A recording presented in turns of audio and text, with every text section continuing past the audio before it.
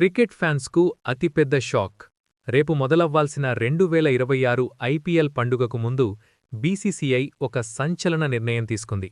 వందల కోట్లతో అంగరంగ వైభవంగా జరగాల్సిన ఆ గ్రాండ్ ఓపెనింగ్ సెరమనీని అధికారికంగా రద్దు చేసింది. కేవలం ఫైనల్ రోజు మాత్రమే క్లోజింగ్ సెరమనీ ఉంటుందని ప్రకటించింది. అసలు ఎందుకు ఈ నిర్ణయం తీసుకున్నారు? గత ఏడాది ఆర్సీబీ కప్పు గెలిచిన సంబరాల్లో బెంగళూరులో జరిగిన ఆ విషాదమేంటి?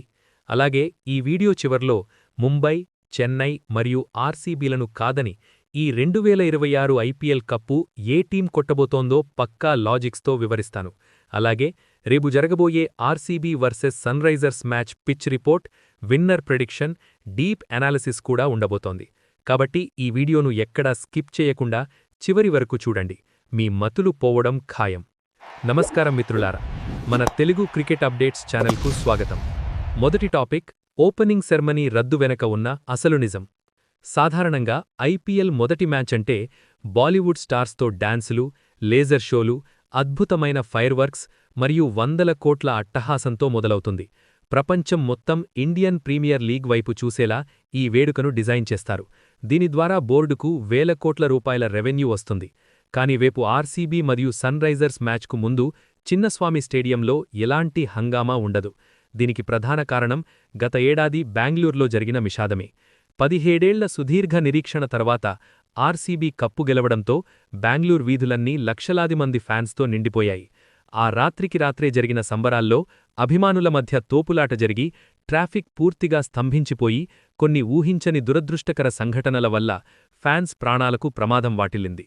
ఆ చేదు జ్ఞాపకాలను దృష్టిలో ఉంచుకొని ఈసారి ఎంటర్టైన్మెంట్ కంటే అభిమానుల మనోభావాలకు మరియు భద్రతకే క్రికెట్ బోర్డు పెద్దపీట వేసింది. ఆ ఒక్క సంఘటన వల్లే బోర్డు భారీ ఆదాయాన్ని సైతం పక్కన పెట్టి ఈ నిర్ణయం తీసుకుంది. ఇదొక రకంగా ఎంటర్టైన్మెంట్ కోరుకునే ఫ్యాన్స్కు తీవ్ర నిరాశే అయినా అభిమానుల భద్రత కోసం బోర్డు తీసుకున్న ఈ సాహసోపేట నిర్ణయాన్ని ప్రతి ఒక్క క్రికెట్ అభిమాని గౌరవించాల్సిందే. ఇక మన రెండవ టాపిక్, రేపటి ఫస్ట్ మ్యాచ్ డీప్ అనాలిసిస్ గురించి మాట్లాడుకుందాం. రేపు రాత్రి 7:30 బెంగళూరులోని చిన్నస్వామి స్టేడియంలో defending champions royal Challengers Bengaluru మరియు విధ్వంసకర సన్రైజర్స్ హైదరాబాద్ జట్లు తలపడనున్నాయి. ముందుగా పిచ్ రిపోర్ట్ మరియు గ్రౌండ్ డైమెన్షన్స్ చూసుకుంటే చిన్నస్వామి స్టేడియం ఎప్పుడూ బౌలర్ల పాలిట నరకమే.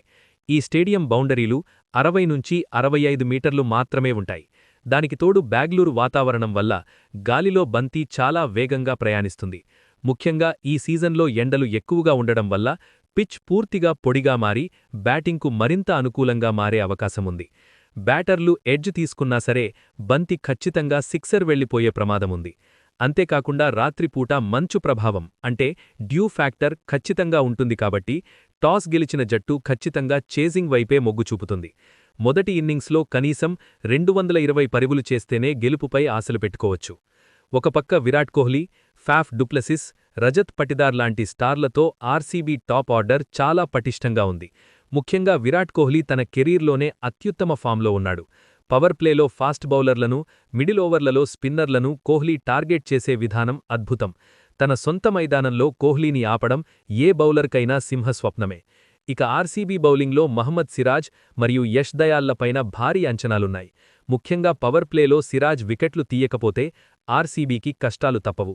డిఫెండింగ్ ఛాంపియన్స్గా బరిలోకి దిగుతున్న ఆర్సీబీ ఆటగాళ్లపై వాళ్ల సొంత ఫ్యాన్స్ అంచనాల వల్ల విపరీతమైన ప్రెషర్ ముట్టుంది. కాని వాళ్లకు ఎదురుగా ఉన్నది మామూలు జట్టు కాదు. ఐపీఎల్ చరిత్రలోనే అత్యంత ప్రమాదకరమైన బ్యాటింగ్ లైనప్ సన్రైజర్స్ హైదరాబాద్దే. Travis Head, Abhishek Sharma, Heinrich Klaasen మరియు ఐడెన్ మార్క్రమ్ లాంటి వరల్డ్ క్లాస్ పవర్ హిట్టర్లతో ఆరెంజ్ ఆర్మీ ఎదురుదాడికి సిద్ధంగా ఉంది.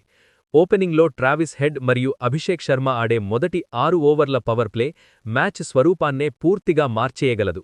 ముఖ్యంగా స్పిన్నర్లను అత్యంత దారుణంగా కొట్టే హెన్రిచ్ క్లాసెన్ చిన్నస్వామి లాంటి చిన్న గ్రౌండ్లో రెచ్చిపోతే ఆర్సీబీ బౌలర్లకు చుక్కరు ఖాయం. గత ఏడాది వీళ్లు ఆడిన విధానం చూస్తే వీళ్లకు 250 పరుగులు కూడా చాలా చిన్న టార్గెట్లాగా అనిపిస్తుంది. అయితే సన్రైజర్స్కు ఈ మ్యాచ్లో ఒక పెద్ద మైనస్ పాయింట్ ఉంది. అదే వారి world cup winning captain Pat Cummins లేకపోవడం. ప్రారంభ మ్యాచ్లకు కమ్మిన్స్ దూరమవ్వడం ఆ జట్టు ఫాస్ట్ బౌలింగ్ లైనప్ను మరియు వారి ఫీల్డింగ్ వ్యూహాలను బాగా దెబ్బతీస్తుంది. సన్రైజర్స్ కెప్టెన్గా కొత్త బాధ్యతలు చేపట్టిన కుర్రాడు అభిషేక్ శర్మ ఆస్ట్రేలియా ప్లేయర్ల ఇగోరను మరియు ప్రెషర్ను ఎలా మేనేజ్ చేస్తాడు అనేది క్రికెట్ పండితులకు ఒక పెద్ద ప్రశ్నార్థకమే.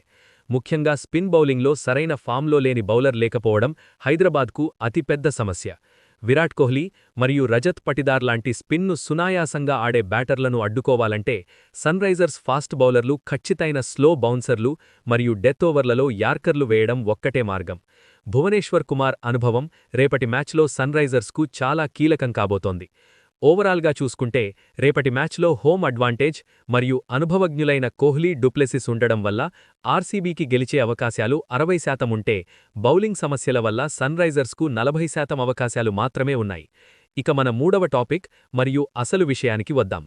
10 జట్లు తలపడుతున్న ఈ మహాసంగ్రామంలో ఈ 2026 ఐపీఎల్ కప్పు ఎవరు కొడతారు? ఈ వీడియోను ఇప్పటివరకు స్కిప్ చేయకుండా చూస్తున్న మీకు క్రికెట్ మీద ఎంత పిచ్చి ఉందో నాకర్థమవుతోంది.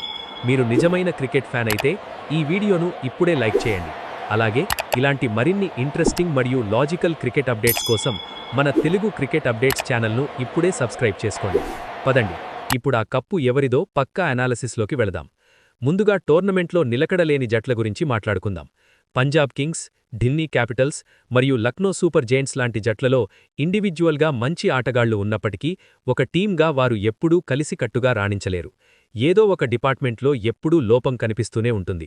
ఇక గుజరాత్ టైటాన్స్కు శుభ్మన్ గిల్ లాంటి మంచి నాయకుడు ఉన్నప్పటికీ వాళ్ల మిడిల్ ఆర్డర్లో ఆ ఫైర్ పవర్ బాగా మిస్ అవుతోంది. డేవిడ్ మిల్లర్ ఫామ్లో లేకపోతే వాళ్లు భారీ స్కోర్లు చేయడం కష్టం. కాబట్టి ఈ 4 జట్లు ప్లేఆఫ్స్ రేసులో వెనుకబడి ఉన్నాయని చెప్పొచ్చు. ఆ తర్వాతి స్థానాల్లో రాజస్థాన్ రాయల్స్ మరియు కోల్కాతా నైట్ రైడర్స్ జట్లు చాలా స్ట్రాంగ్గా కనిపిస్తున్నాయి. ముఖ్యంగా కేకేఆర్ యాజమాన్యం ఏకంగా 25.20 కోట్లు పెట్టికొన్న ఆస్ట్రేలియా ఆల్రౌండర్ క్యామరాన్ గ్రీన్ ఆ జట్టు రూపురేఖలనే పూర్తిగా మార్చేశాడు. సునిల్ నరైన్, ఆంద్రే రస్సెల్, రింకూ సింగ్ లాంటి అద్భుతమైన మ్యాచ్ విన్నర్లు ఆ జట్టులో ఉన్నారు. ఏ దశలో అయినా మ్యాచ్ను మలుపు తిప్పగల సత్తా కేకేఆర్కు ఉంది. అలాగే రాజస్థాన్ రాయల్స్కు సంజూ శాంసన్ మరియు జోస్ బట్లర్ల అద్భుతమైన ఓపెనింగ్ భాగస్వామ్యాలు మరియు యజువేంద్ర చాహల్, అశ్విన్ల పటిష్టమైన స్పిన్ బౌలింగ్ బలముంది. ఈ 2 జట్లు ఖచ్చితంగా టాప్ 4లో ఉండే ఛాన్స్ స్పష్టంగా కనిపిస్తోంది. ఇక అత్యంత ఆదరణ ఉన్న చెన్నై సూపర్ కింగ్స్ విషయానికి వస్తే ఎంఎస్ ధోనీ కెప్టెన్ కాకపోయినా వికెట్ల వెనుక నుండి ఆ జట్టును నడిపించే మాస్టర్ మైండ్ అతనిదే. సీఎస్కే వ్యూహాలు ఎప్పటికీ ఇతర జట్లకు ప్రమాదకరమే.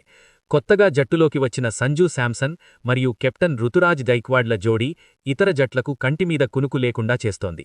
చెన్నై జట్టులో ఉన్న అతిపెద్ద బలం వారి స్పిన్ బౌలింగ్ మరియు ఇంపాక్ట్ ప్లేయర్ రూల్ను వారు తమకు అనుకూలంగా వాడుకునే విధానం. ముఖ్యంగా చెపాక్ స్టేడియంలో ఆడుతున్నప్పుడు వారి స్పిన్నర్లను ఎదుర్కోవడం ఏ బ్యాటర్కైనా నరకంలాంటిదే.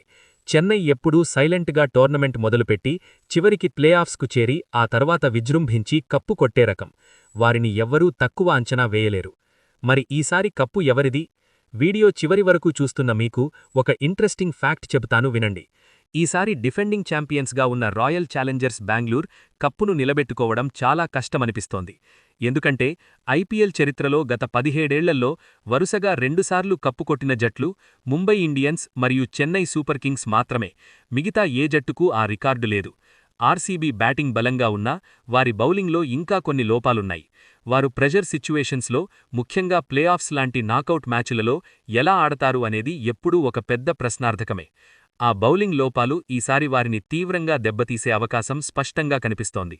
ఈ 2026 ఐపీఎల్ సీజన్లో మనం గమనించాల్సిన మరో ముఖ్యమైన విషయం రికార్డ్ బ్రేకింగ్ స్కోర్లు. గతంలో 180 పరుగులు చేస్తే సేఫ్ స్కోర్ అనుకునేవారు మరియు 200 చేస్తే ఖచ్చితంగా గెలుస్తారు అనుకునేవారు. కానీ ఇప్పుడు క్రికెట్ ఆడే విధానం పూర్తిగా మారిపోయింది. ఇప్పుడు 220 పరుగులు కూడా చాలా ఈజీగా చేజైపోతున్నాయి. దీనికి ముఖ్య కారణం బీసీసీఐ ప్రవేశపెట్టిన ఇంపాక్ట్ ప్లేయర్ రూల్. ఈ రూల్ వల్ల జట్లకు బ్యాటింగ్ డెప్త్ పెరిగింది. 8వ స్థానంలో వచ్చే బౌలర్ స్థానంలో ఒక పక్కా బ్యాటర్ను దించుతున్నారు. దీనివల్ల ఓపెనర్లు వికెట్లు పడిపోతాయన్న భయం లేకుండా మొదటి బంతి నుంచే ఎదురుదాడికి దిగుతున్నారు. ఒకవేళ వికెట్లు పడినా కింద ఆదుకోవడానికి ఇంపాక్ట్ ప్లేయర్ ఉంటాడన్న ధైర్యం బ్యాటర్లలో కనిపిస్తోంది. కాబట్టి ఈ సీజన్లో బౌలర్ల కంటే పవర్ హిట్టర్లదే పూర్తి డామినేషన్ ఉండబోతోంది అనడంలో ఎలాంటి సందేహం లేదు. ఏ జట్టు బ్యాటింగ్లో డెప్త్ ఎక్కువగా ఉండి బౌలర్లను నిర్దాక్షిణంగా కొట్టగలరో ఆ జట్టుకే ఈసారి కప్పు కొట్టే అర్హత ఉంటుంది. నా పక్కా విశ్లేషణ ప్రకారం ఈసారి కప్పు కొట్టే అవకాశాలు అత్యధికంగా ఉన్న జట్లు 2 ఉన్నాయి. అందులో మొదటది ముంబై ఇండియన్స్ కాగా రెండవది ఎవరి అంచనాలకు అందకుండా బరిలోకి దిగుతున్న సన్ రైజర్స్ హైదరాబాద్. అవును, మీరు విన్నది అక్షరాలా నిజమే. Sunrisers Hyderabad spin bowling కాస్త వీక్గా ఉన్నప్పటికీ వారి బ్యాటింగ్లో ఉన్న ఫైర్ పవర్ మరియు ఫియర్లెస్ అప్రోచ్ ఈ టీ20 ఫార్మాట్లో ఏ జట్టుకైనా చుక్కలు చూపించగలదు అనడంలో ఎలాంటి సందేహం లేదు. ట్రావిస్ హెడ్, హెన్రిచ్ క్లాసన్ లాంటి బ్యాటర్లు క్రీజులో ఉంటే లక్ష్యం 250 అయినా సరే భయపడే ప్రసక్తే లేదు. వారు ఫామ్లో ఉంటే ప్రతి మ్యాచ్లో 200 పరుగులు చేయడం వాళ్లకు చాలా సునాయాసమైన విషయం.